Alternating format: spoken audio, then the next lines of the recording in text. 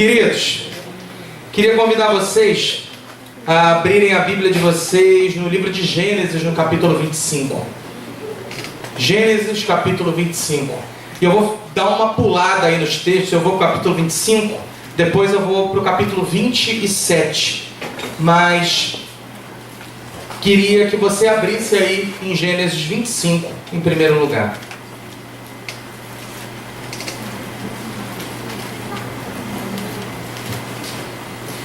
Esses dias, quando eu estava pensando no retiro, em muitas coisas, sobre o tema em si, eu pensei muito no que eu tinha ao longo da minha vida aprendido de bom e aquilo que eu tinha aprendido de ruim com a minha família. As coisas que a minha família me fez bem e as coisas que a minha família, a minha criação me fez mal. E dentre aquelas em que a minha família me fez mal, eu destaquei 3, né? A primeira delas, eu já falei isso algumas vezes, até em culto, pregando, é que criou-se um pensamento de que eu não tinha nenhum tipo de inteligência. E eu confesso que eu arrastei isso durante anos da minha vida. Isso só começou a melhorar quando eu entrei na faculdade. Eu tinha certeza que eu era burro, que eu não aprenderia nada e que eu não tinha condições de entender muitas coisas. A segunda coisa que eu aprendi dentro da minha casa foi um pessimismo excessivo.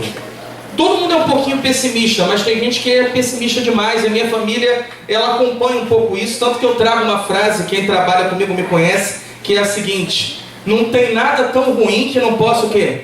Piorar. Eu falo isso direto. E às vezes eu falo, é verdade, né? No fundo é verdade. Mas o problema é o quanto isso é excesso, o quanto isso é demais. E uma terceira coisa que eu aprendi dentro da minha casa foi desistir das coisas com muita facilidade. Conforme você vai tentando e não dá certo, você desiste, deixa pra lá, tenta outra coisa, muda de áreas. E eu tenho certeza que você está aqui, aprendeu também muita coisa boa, mas muita coisa difícil com a sua família, coisa que te trouxe medo, te trouxe angústia, que você reproduziu e reproduz na criação dos seus filhos. Mas pensando nisso, eu queria compartilhar com você a história da família mais enrolada da Bíblia, que é a família dos patriarcas, em especial de Abraão, de Isaac e de Jacó. Tem família com problema, tem família com dificuldade, mas esses daqui, eles conseguiram superar todos os limites. E eu queria destacar para você o que está aqui no texto bíblico. Gênesis capítulo 25, versos 27 e 28.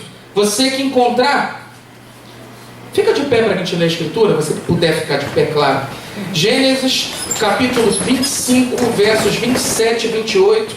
E eu quero que você veja um pouquinho dessa família patriarcal, o que eles fazem, como eles agem. Gênesis 25, verso 27, você achou? Amém? Amém? Queria ler com você essa parte.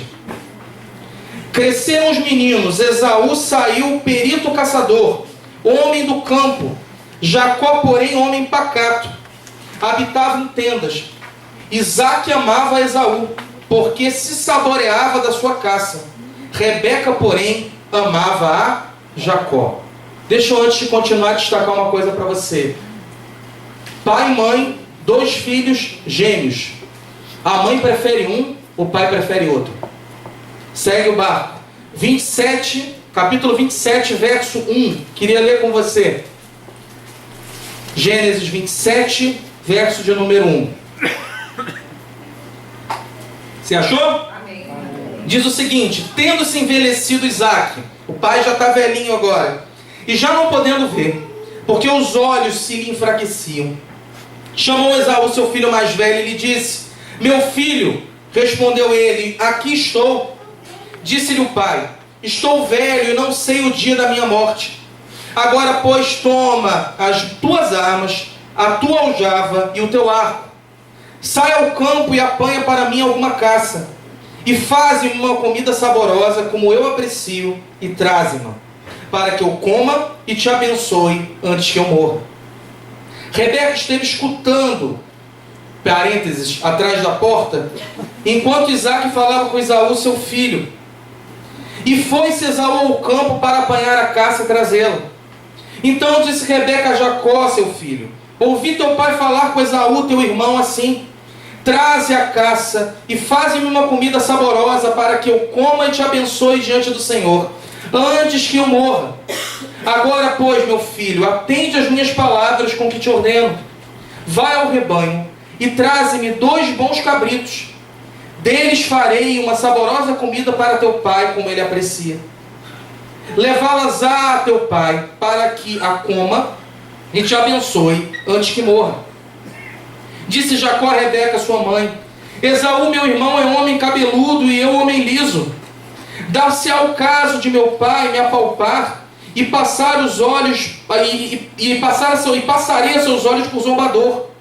Assim trarei sobre mim maldição e não bênção. Respondeu-lhe a mãe: caia sobre mim essa maldição, meu filho. Atende somente o que eu te digo. Vai e traze-nos. Ele foi, tornou-os e trouxe-os à sua mãe, que fez uma saborosa comida como o pai dele apreciava. Depois tomou Rebeca a melhor roupa de Esaú, seu filho mais velho, a roupa que tinha consigo em casa, e vestiu a Jacó, seu filho mais novo. Com a pele dos cabritos cobriu-lhe as mãos e a lisura do pescoço. Então entregou a Jacó, seu filho, a comida saborosa e o pão que havia preparado. Jacó foi a seu pai e disse: meu pai. Ele respondeu: fala. Quem és tu, meu filho? Respondeu Jacó a seu pai: sou Esaú, teu primogênito. Fiz o que me ordenaste. Levanta-te, pois, assenta-te e come da minha caça para que me abençoes. Disse Isaque a seu filho: como é que pudesse achar tão depressa, meu filho, essa caça? Ele respondeu: porque o Senhor teu Deus a mandou ao meu encontro. Então disse Isaque a Jacó: chega-te aqui, para que eu te apalpe, meu filho, e veja se és meu filho Esaú ou não. Jacó chegou-se a Isaque, seu pai, que o apalpou e disse: a voz é de Jacó, porém as mãos são de Esaú. E não o reconheceu, porque as mãos com efeito estavam peludas, como as de seu irmão Esaú, e o abençoou. E lhe disse: és meu filho Esaú mesmo? Ele respondeu: eu sou. Então disse: chega isso para perto de mim, para que eu coma da caça de meu filho, para que te abençoe. Chegou-lhe e ele comeu. Trouxe-lhe também vinho e ele bebeu. Então lhe disse Isaque, seu pai: chega-te e dá-me um beijo, meu filho.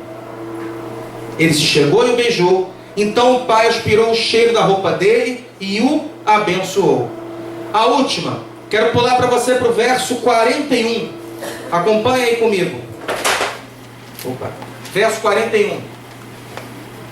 Diz o seguinte: passou Esaú a odiar a Jacó, por causa da bênção com que seu pai o tinha abençoado, e disse consigo: vem próximos dias de luto por meu pai. Então matarei a Jacó, meu irmão.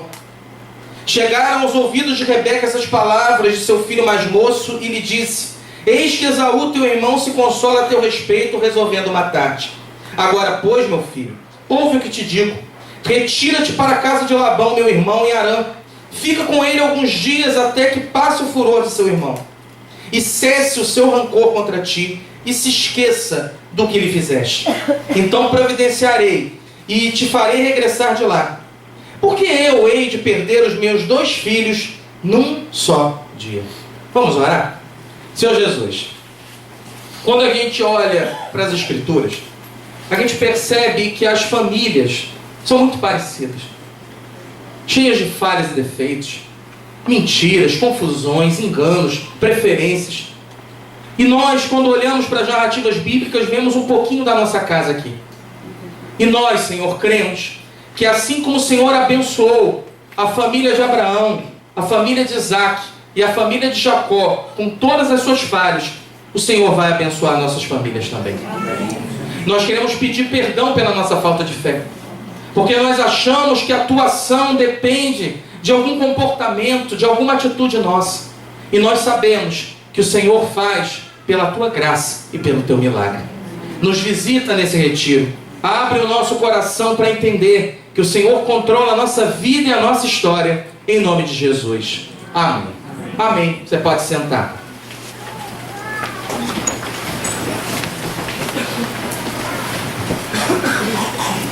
Fiz essa pergunta para você no começo e faço ela de novo, você não precisa me responder. Sua família é uma bênção? É uma bênção sempre? Eu tenho certeza que não. Como a minha também não é. Mas eu queria destacar para vocês aqui 3 coisas que esse texto mostra e nos ensina sobre família.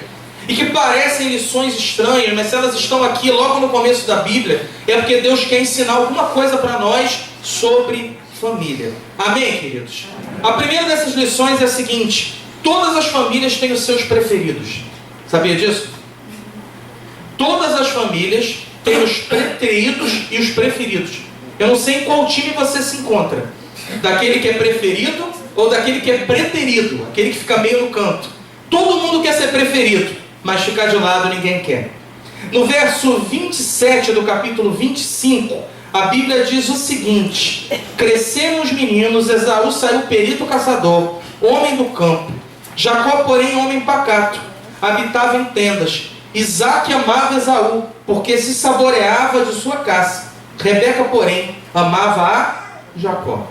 Jacó, ele é filho de Isaque e Rebeca. Ele é um filho que nasce através de oração, ele é um milagre de Deus.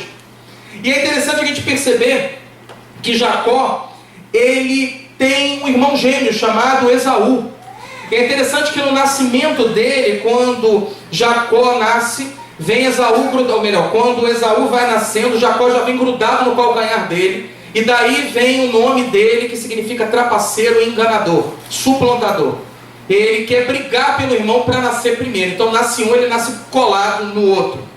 Mais ainda, o texto bíblico diz que Isaque tinha preferência por Esaú por interesse, porque ele fazia comida gostosa. Interessante a Bíblia ressaltar isso.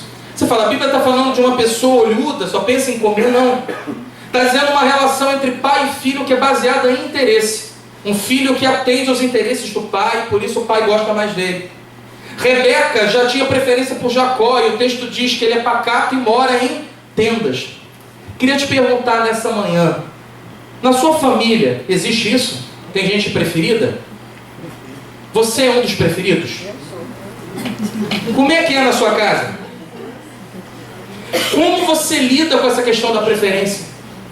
De alguém na sua casa falar o tempo todo que você é isso, ou que você é aquilo, ou escolher você para determinadas funções, ou altas ou baixas. E isso acontece em todo e qualquer lugar. Aí às vezes você fica indignado, não consegue lidar, fica chateado. Deixa eu dizer para você, você também tem as suas preferências. A tendência é que os pais também tenham suas preferências com relação aos seus filhos. E essas preferências, elas acabam tendendo para um lado de um filho, de um amigo, de um pai, de uma mãe que fazem mais a nossa vontade. Só que nós dizemos o seguinte: não, com esse filho eu tenho mais afinidade. Não é isso que a pessoa fala? Esse eu sou mais chegado, eu tenho mais afinidade. Não, você tem preferência. E é complicado como que a gente lida com isso, como que a gente trata com todas essas questões. Existe isso, querido. Eu queria que você olhasse para mim e prestasse atenção. A Bíblia, ela é um espelho para refletir a fragilidade de cada um de nós. A Bíblia nem sempre é um texto normativo, ela não fala, tem que ser assim. Mas às vezes ela descreve a história, mostra o erro para você entender o que está acontecendo com você e buscar o quê? Mudança e transformação. É isso que esse texto fala, é isso que esse texto nos ensina. Só que existe algo de Deus para nós também, que é o seguinte: para de olhar para as preferências e olha para a forma como Deus olha para as nossas vidas. Amém? Porque aí você vai perceber a ação de Deus e não a ação de pessoas. Nós temos profunda dificuldade de viver em família. Por isso os casamentos não vão para frente. Por isso os filhos às vezes não falam com os pais não falam com os filhos. Por isso que às vezes as pessoas ficam anos sem se falar, até às vezes morando dentro da própria casa. Deixa eu dizer para você que nesse retiro seja tempo de Deus tratar os nossos corações e as nossas famílias a esse respeito. Amém, queridos? Deus trata, Deus cura, Deus muda, mas a gente precisa colocar na presença dele. A primeira lição que esse texto ensina para nós, então, é que todas as famílias têm os seus preferidos. A segunda lição é que todas as famílias, elas vivenciam um fenômeno chamado de mentira. Todo núcleo familiar, todo ajuntamento de pessoas, até mesmo a igreja, ela tem algo chamado mentira. Aquilo está ali, pode ser em menor ou em maior grau. Verso 27, capítulo 27, versos 18 a 21. dizem o seguinte, e esse aqui eu confesso a você que é um texto que me assusta. Jacó foi a seu pai e disse: meu pai. Ele respondeu: fala. Quem és tu, meu filho? Respondeu Jacó a seu pai: sou Esaú, teu primogênito. Fiz o que me ordenaste. Levanta-te, pois, assenta-te e come da minha caça, para que me abençoes. Disse Isaque a seu filho: como é isso que a pudeste achar tão depressa, meu filho? Ele respondeu: essa é fantástica, né? Porque o Senhor teu Deus a mandou ao meu encontro. Então disse Isaque a Jacó: chega-te aqui, para que eu te apalpe, meu filho, e veja se és meu filho Esaú ou não. Jacó chegou-se a Isaque seu pai, que o apalpou e disse: a voz é de Jacó, porém as mãos são de Esaú. E não o reconheceu, porque as mãos, com efeito, estavam peludas como as de seu irmão Esaú, e o abençoou. Queridos, vamos lá. Isaque estava com idade avançada, e o texto bíblico diz que ele não enxergava mais direito. E fica imaginando que cena é essa, e o coração desses estão envolvidos aqui, é um negócio muito fora do eixo, né? Ele chama Esaú, seu filho primogênito, e fala: meu filho, olha só, sabe aquela comida que eu gosto, aquela do jeito que só você sabe fazer? Vai lá, caça aquele animal que você já sabe que eu gosto, prepara aquela comida boa, e eu já estou morrendo, então eu quero te abençoar e morrer em paz. Eu tenho o direito de fazer isso, não tem? Claro, pai, vamos lá. E aí o irmão, o filho, sai para caçar. Rebeca, que tinha o mau hábito de ouvir atrás da porta, e a Bíblia não esconde isso, pela segunda vez ela ouve toda a conversa. E aí ela tem uma ideia, e a ideia é a seguinte: já que a gente está em tempo de carnaval, é bom a gente falar disso, né? Ela vai fantasiar Jacó de Esaú, para que o pai cego abençoe um filho pensando que é outro. E eu olho isso aqui e falo: meu Deus, essa é a família dos patriarcas, né? É só pela misericórdia, queridos. É só pela graça de Deus, ninguém merece. É só gente complicada, é só gente estranha. E aí dá a ideia para o filho: olha, vai lá correndo no rebanho, traz 2 cabritos, eu vou preparar do jeito que seu pai gosta. E ele vai te abençoar no lugar do seu irmão. E o estranho para mim é que aqui no texto, em nenhum momento, chega Jacó e diz: eu não vou fazer isso porque é errado. Ele fala: eu não vou fazer porque meu pai vai descobrir. E ao invés de ele me abençoar, ele vai me amaldiçoar. Ele não está preocupado se é certo ou errado. Ele está preocupado no efeito que vai ter, na consequência que vai ter para a vida dele. E de repente, eles resolvem ter uma ideia mais maravilhosa ainda, porque o plano prossegue. Esaú é peludo e Jacó é liso. Na hora de preparar a comida, os pelos do cabrito são aproveitados. A roupa cobre tudo, então coloca na mão o pelo e coloca no pescoço. Quando o pai cego encostar, vai reconhecer que é o outro filho.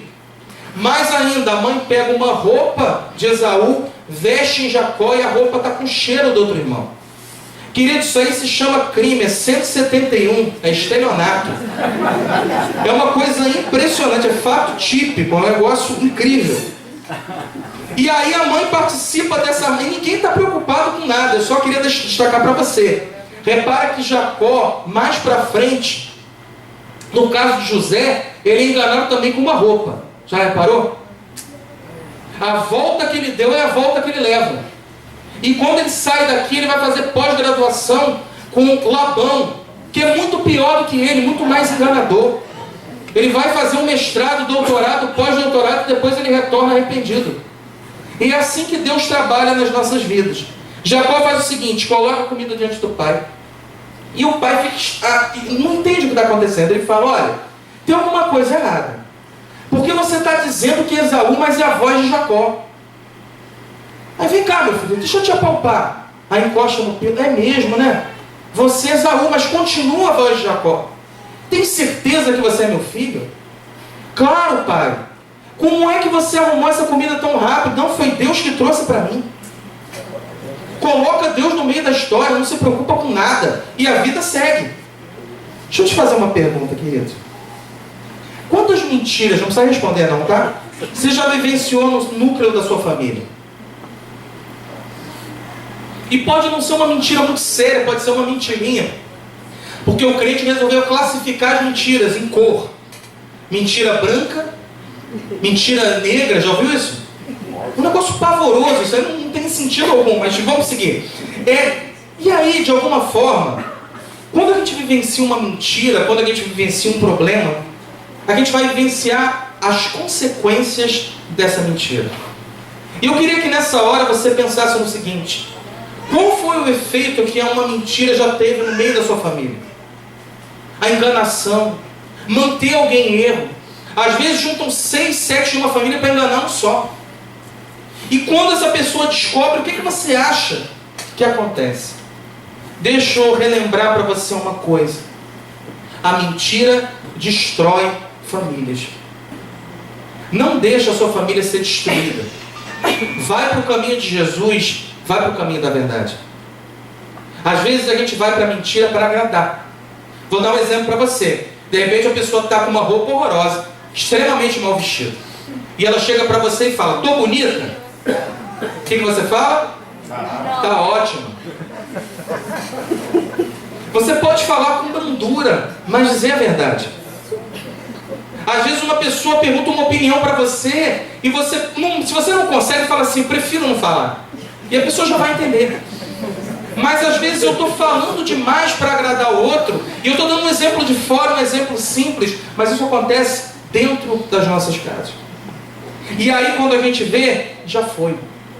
Por isso que Jesus diz no Evangelho de João que o diabo é mentiroso desde o quê? De um princípio. E Jesus é o caminho, a verdade e a vida. Porque sempre quando a gente fala a verdade, a gente anda no caminho. Quando a gente vive na mentira, a gente anda no engano. É um caminho que não leva a lugar nenhum. A Bíblia ensina pra gente, em primeiro lugar, que toda família tem seus preferidos. Além disso, que toda família vai vivenciar o fenômeno da mentira. Em terceiro e último lugar, eu queria destacar para você: toda família vai vivenciar momentos de raiva e de rancor. Acontece. Ah, não, acontece. Você já passou por isso, eu já passei por isso, faz parte. Capítulo 27, verso 41. Passou Esaú a odiar Jacó por causa da bênção com que o pai o tinha abençoado, e disse consigo: vem próximos os dias de luto por meu pai, então matarei a Jacó, meu irmão. O texto não esconde, não usa uma palavra branda, diz que Esaú passou o quê? A odiar Jacó. E esse não era o primeiro problema que eles tinham. Em determinado momento, antes, claro, Jacó vai roubar o direito de primogenitura de Esaú. Roubar não, vai comprar, né? Por um prato de lentilhas. O irmão está com muita fome e ele fala: eu só te dou essa comida se você me vender esse direito de primogenitura. E o irmão despreza e vende para ele. E agora é o segundo momento, onde está todo mundo envolvido, a mãe e ele rouba a bênção do irmão.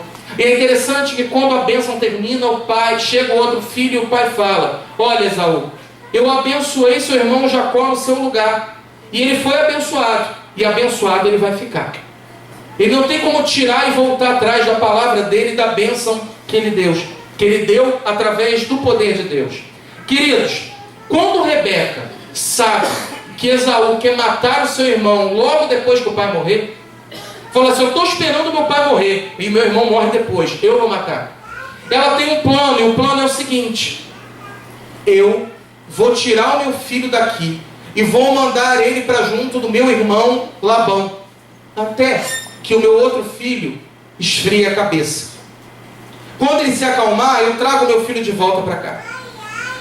Queridos, dessa história toda eu queria te perguntar: como que você tem lidado em família com a raiva? Como você tem lidado em família com o rancor? Como que você controla esses sentimentos, se você os controla? Vou dar um exemplo para você. Às vezes você pode estar vivenciando uma situação: meu irmão, meu parente, meu tio fez isso para mim, e eu nunca vou perdoá-lo. Nunca. Não vou voltar. Ele tem que vir até mim e pedir perdão, porque eu não vou.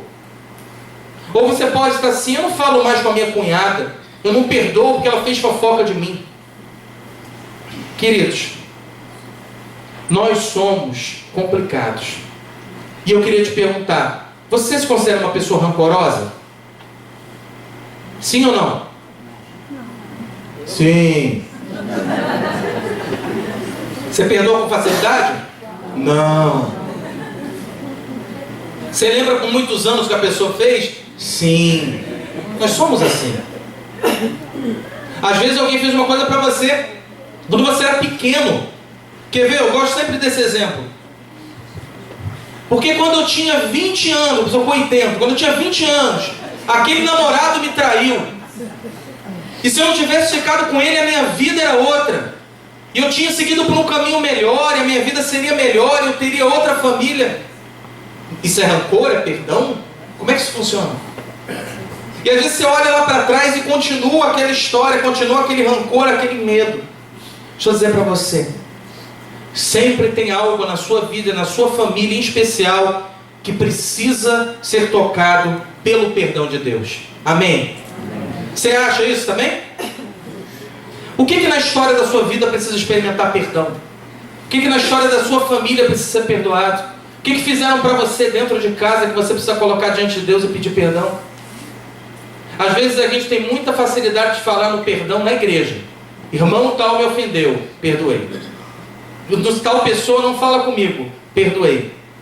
Mas como você diz que perdoa alguém se você não perdoa seu pai, não perdoa sua mãe, não perdoa seus irmãos, não perdoa seus tios, está 30, 40 anos sem falar com ninguém? Como isso funciona?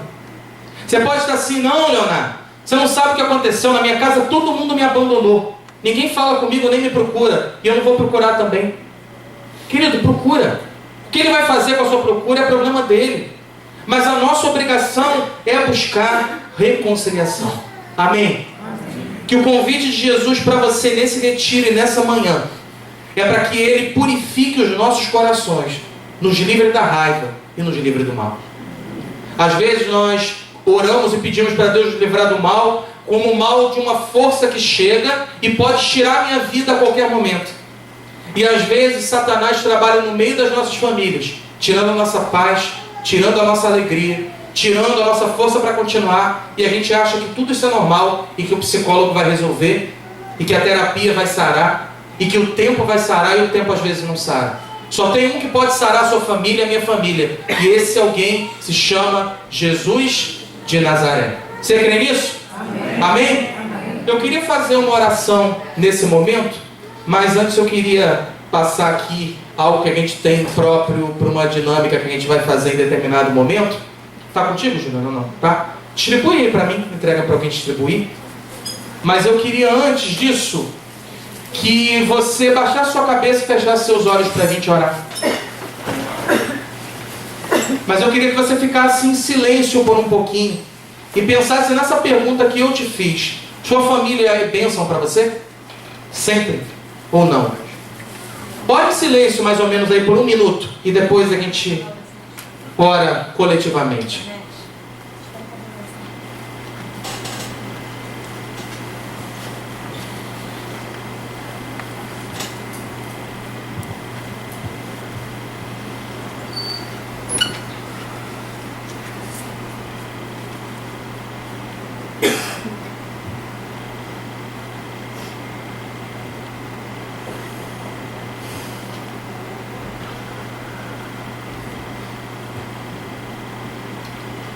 Senhor, obrigado por essa manhã.